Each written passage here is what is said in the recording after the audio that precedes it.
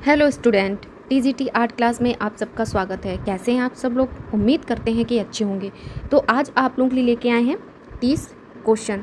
ये प्रागैतिहासिक काल से संबंधित हैं। तो चलिए शुरू करते हैं आज की क्लास। तो हमारा पहला प्रश्न है, निम्नलिखित में से किस स्थान पर सबसे पुरानी भित्ति चित्रकला मिलती है? तो इसमें क्या पूछा है? सबसे पुरानी भित्ति चित्रकला मिलती है। तो राइट आंसर हो जाएगा भीमबेटका। इसमें सभी में राइट टिक लगे हुए हैं, तो आप लोग उससे भी देख सकते हैं। दूसरा प्रश्न है, भीमबेटका गुफाएं किस राज्य में स्थित हैं? तो मध्य प्रदेश राइट आंसर हो जाएगा। भीमबेटका चित्रों की खोज किसने की थी? तो वाकड़कर ने की थी। कब की थी? 1957 या फिर 1958 भी आता है। चलिए आगे देखते हैं। प्रागैतिहासिक चित्रों में किस रंग का सबसे अधिक प्रयोग हुआ है? तो किस रंग का हुआ है? तो लाल रंग का सबसे अधिक प्रयोग हुआ है। आगे देखते हैं पांचवा प्रश्न। यहाँ पर ये इसके 4 ऑप्शन यहाँ तक हो गए थे।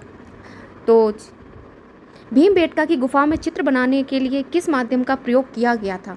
तो किस माध्यम का प्रयोग किया गया है? तो प्राकृतिक खनिज रंग का प्रयोग किया गया है। चलिए आगे देखते हैं। प्रागैतिहासिक काल की कला में मुख्यतः कौन से विषय चित्रित होते थे? तो वहाँ पर सबसे ज़्यादा पशु पक्षी शिकार दृश्य चित्रित हुए हैं। तो इसका बी आंसर सही हो जाएगा।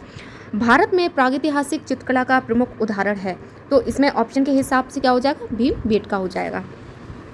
भीमबेटका की गुफाएं किस काल की हैं? तो किस काल की हो जाएंगी? तो प्रागैतिहासिक काल की हो जाएंगी। 9वां प्रश्न देखते हैं। भीमबेटका चित्रों में मानव आकृतियां किस रूप में चित्रित हैं?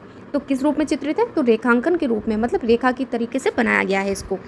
भीमबेटका को यूनेस्को द्वारा विश्व धरोहर स्थल में कब घोषित किया गया? तो कब विश्व धरोहर स्थल पर घोषित किया गया था? 2003 में, यानी कि बी ऑप्शन इसका सही है। 11 प्रश्न देखते हैं।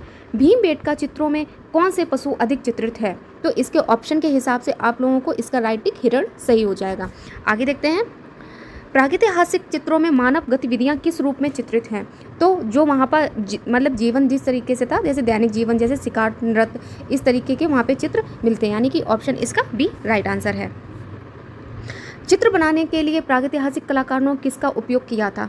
तो मतलब हाथों से तो बनाते थे, लकड़ी की छाड़, मतलब उसके एक ब्रश बनाया करते थे लकड़ी का, उससे ये लोग करते थे।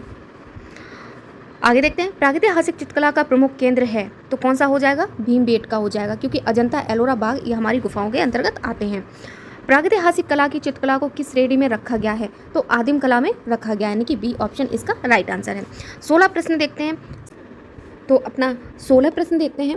सबसे पहले खोजे गए चित्र भीमबेटका के चित्र में पाए गए थे। तो इसमें क्या पूछा है? सबसे पहले खोजे गए भीमबेटका के जो चित्र है वो कहाँ पाए गए थे? तो इसका राइट आंसर हो जाएगा ऑडिटोरियम गुफा, यानी कि सी ऑप्शन इसका राइट आंसर है। आगे देखते हैं। भीमबेटका चित्रों की तकनीक कौन सी है? तो इसमें तकनीक ऑप्शन के हिसाब से क्या हो जाएगा? रेखांकन इसका राइट आंसर है। प्रागैतिहासिक चित्रों का मुख्य उद्देश्य क्या था? तो सामाजिक अभिव्यक्ति इसका राइट आंसर हो जाएगा। आगे देखते हैं। प्रागैतिहासिक चित्रों में रंग भरने की प्रक्रिया थी, तो क्या था? सिंगल लेयर थी, मतलब एक ही तरीके से रेखांकन किया गया था। किस रंग का उपयोग आकृति रेखा में किया गया है? तो लाल रंग का सबसे अधिक प्रयोग किया गया है, यानी कि गेरू रंग। 21 प्रश्न देखते हैं। प्रागैतिहासिक चित्रों में महिलाओं को किस कार्य में चित्रित किया गया है? तो नृत्य करते हुए अधिकतर इनको दिखाया गया है। 22 प्रश्न देखते हैं। भीमबेटका गुफाएं किस पर्वत श्रृंखला में स्थित हैं? तो इसका राइट आंसर क्या हो जाएगा? सतपुड़ा पहाड़ी पर। चलिए 23 प्रश्न देखते हैं।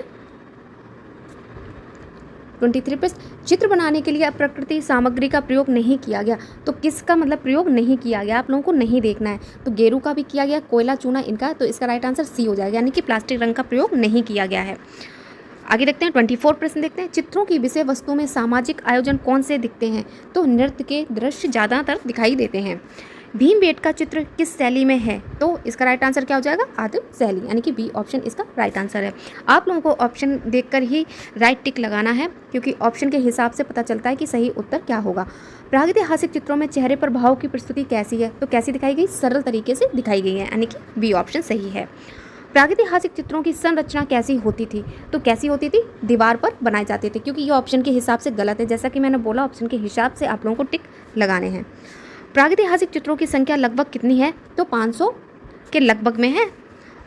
29 प्रश्न देखते हैं। भीमबेटका में कितनी गुफाएं हैं? तो 200 से अधिक इसका राइट आंसर हो जाएगा।